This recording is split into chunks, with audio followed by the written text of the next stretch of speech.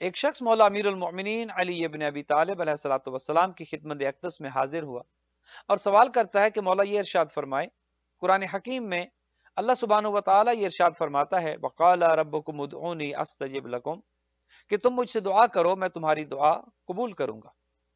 مولا کتنی بار ایسا ہوتا ہے کہ ہم دعا کرتے ہیں لیکن ہماری دعائیں قبول نہیں ہوتی، اس کی کیا وجہ ہے؟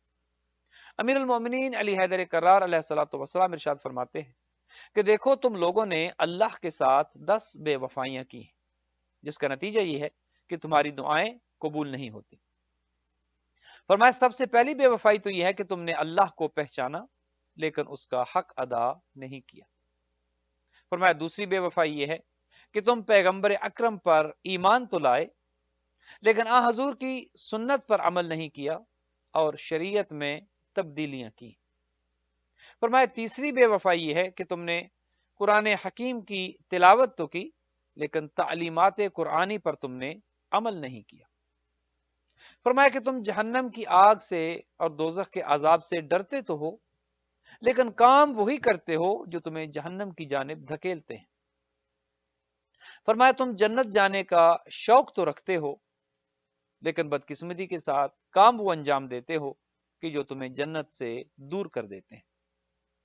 فرمایا چھٹی بے وفائی یہ ہے کہ تم اللہ سبحانہ و تعالیٰ کی دی ہوئی نعمتوں سے استفادہ تو کرتے ہو لیکن ان نعمتوں پر شکر ادا نہیں کرتے، شکران نعمت نہیں کرتے، گویا کفران نعمت کرتے ہو۔ فرمایا ساتویں بے وفائی یہ ہے اللہ سبحانہ و تعالیٰ نے تمہیں تمہارے دشمن سے آگاہ کر دیا ہے۔ قرآن میں ارشاد ہوتا ہے ان شیطان لکم عدو مبین فاتخذوہ عدوا، کہ شیطان تمہارا کھلا دشمن ہے، اسے اپنا دشمن ہی سمجھنا۔ فرمایا اللہ سبحانہ و تعالیٰ نے تمہیں تمہارے دشمن سے آگاہ کر دیا ہے لیکن تم زبان سے تو شیطان کو دشمن سمجھتے ہو لیکن عملاً اس سے دوستی رکھتے ہو۔ فرمایا اس کے بعد کی بے وفائی یہ ہے کہ تم اپنے عیوب کو بھول جاتے ہو اور دوسروں کے عیب تمہارے سامنے رہتے ہیں، اپنی کمزوریاں، اپنی خامیاں، اپنی سیاہکاریاں، اپنے گناہ تم فراموش کر دیتے ہو اور دوسروں کی چھوٹی چھوٹی خامیاں تمہارے سامنے رہتی۔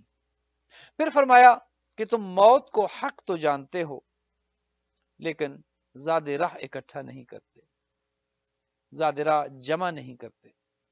اور فرمایا کہ آخری بے وفائی یہ ہے کہ جس کی وجہ سے تمہاری دعائیں قبول نہیں ہوتی، وہ یہ کہ تم اپنے ہاتھوں سے اپنے مردوں کو زیر زمین دفن تو کرتے ہو لیکن ان مردوں سے عبرت حاصل نہیں کرتے۔